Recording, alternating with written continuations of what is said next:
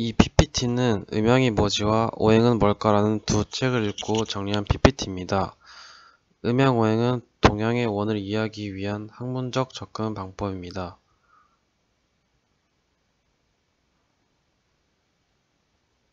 혈액은 인간의 몸속에 살아 숨쉬는 바다라고 할 수 있고, 혈장의 무기압류 조성 비율이 바닷물의 무기압류 조성 비율과 거의 같습니다.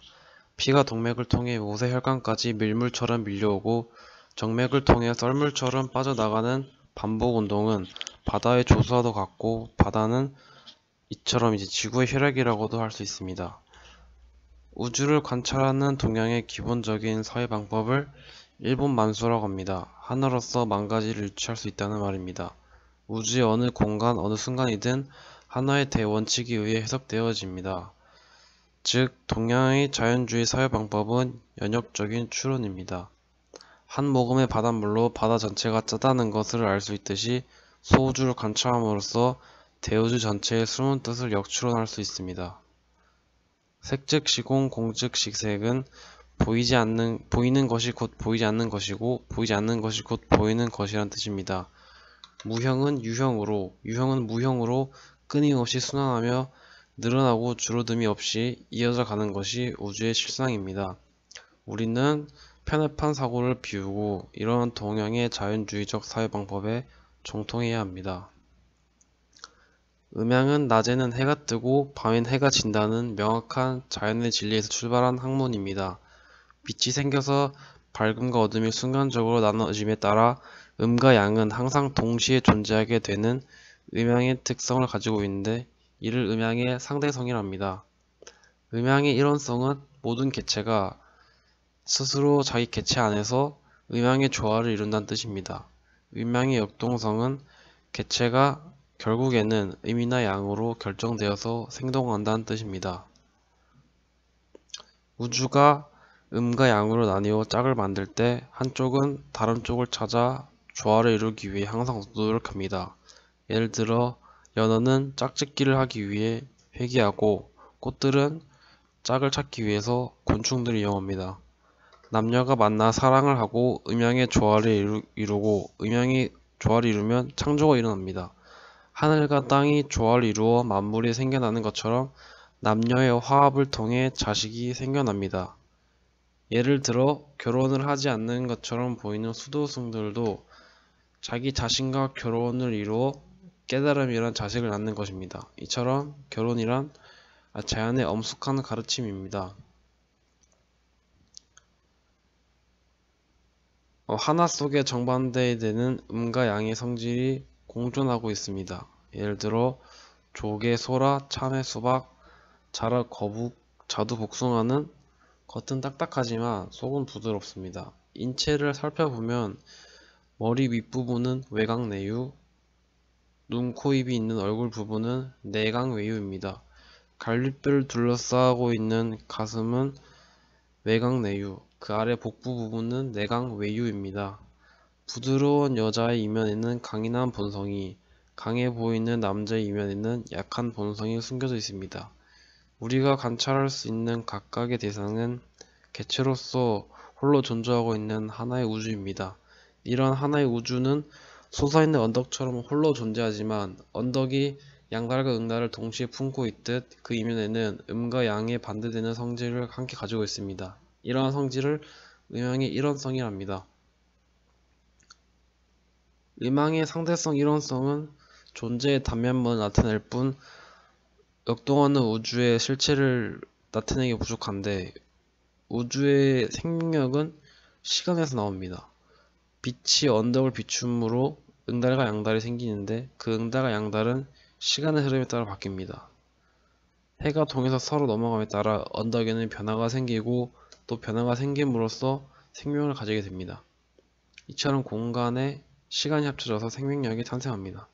음적인 성향이 주인이 되어 양을 주도하며 음이라고, 그 반대가 되면 양이라고 합니다. 삼라만상은 항상 음과 양이 1대1로 맞물려 있고, 음과 양이 각각 주인과 손님이 되어 존재하며, 시간의 흐름에 따라 손님과 주인의 입장은 끊임없이 변화하는데, 개체를 주도하는 그 주인에 의해서 개체 운명은 결정됩니다. 음양을 공부하는 목적은 삼라만상의 실상을 파악하고 나아가 자기 자신을 깨달은 데 있습니다. 육체나 정신이 나의 통제에서 벗어난다는 것은 내가 그 육체나 정신의 주인이 아니라는 말입니다. 자기가 자신의 주인이 되는 것은 참다운 자유를 뜻합니다. 대우주는 자연을 통해서 자유 속에서 살아갑니다.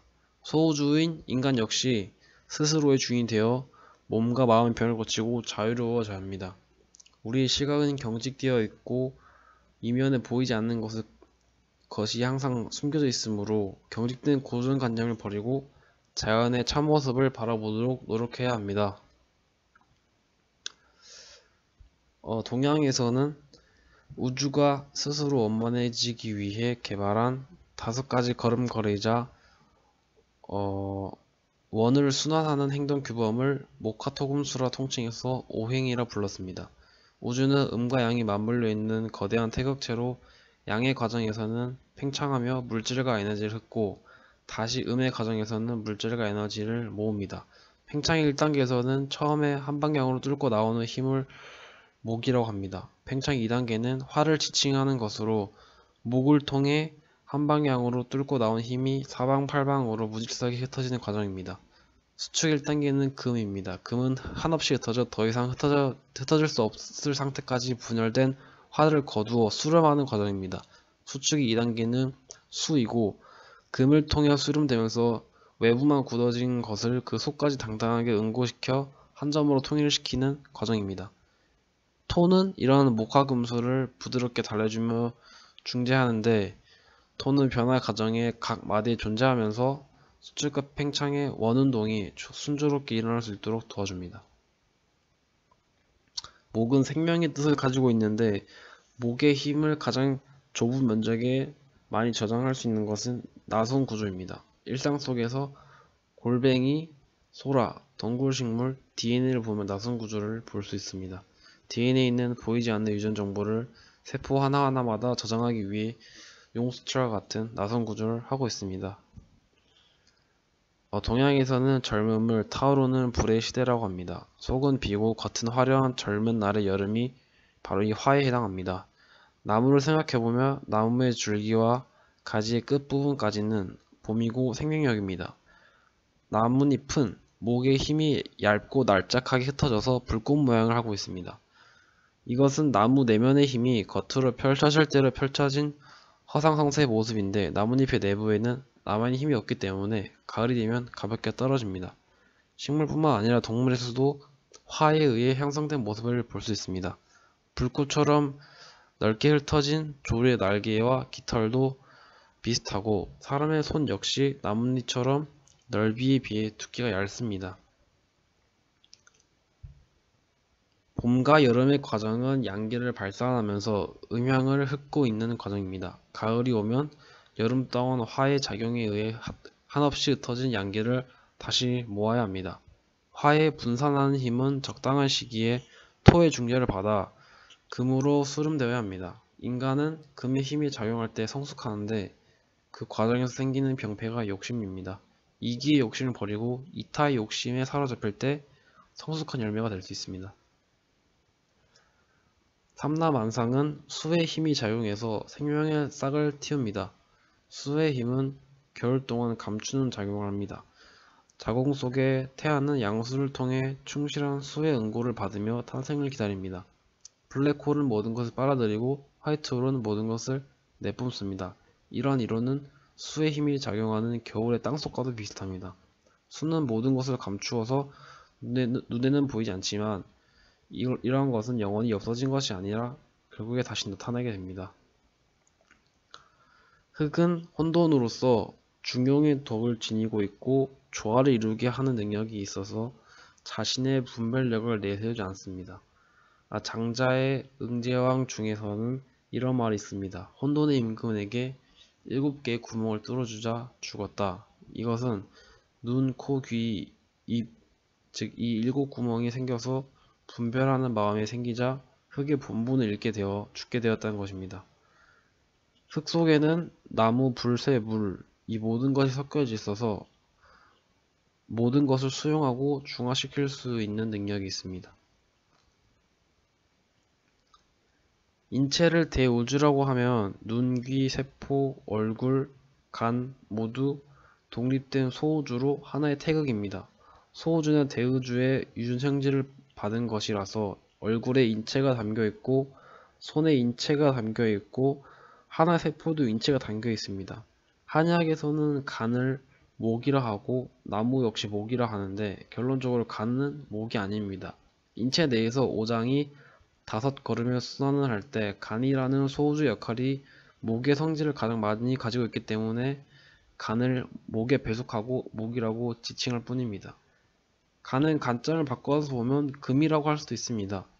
인체라는 대우주 속에 소우주인 오장이 유기적으로 연결되어 원을 이룰 때 간은 목의 과정을 대표합니다. 부분은 전체를 대변하고 부분 속에서 전체의 모습이 드러납니다. 그러나 부분이 곧 전체는 아닙니다. 부분은 부분일 뿐 전체 일부분에 불과합니다. 각 부분들은 서로 독립되어 있으며 서로 다른 모습으로 스스로의 소우주를 이루고 있는 것입니다.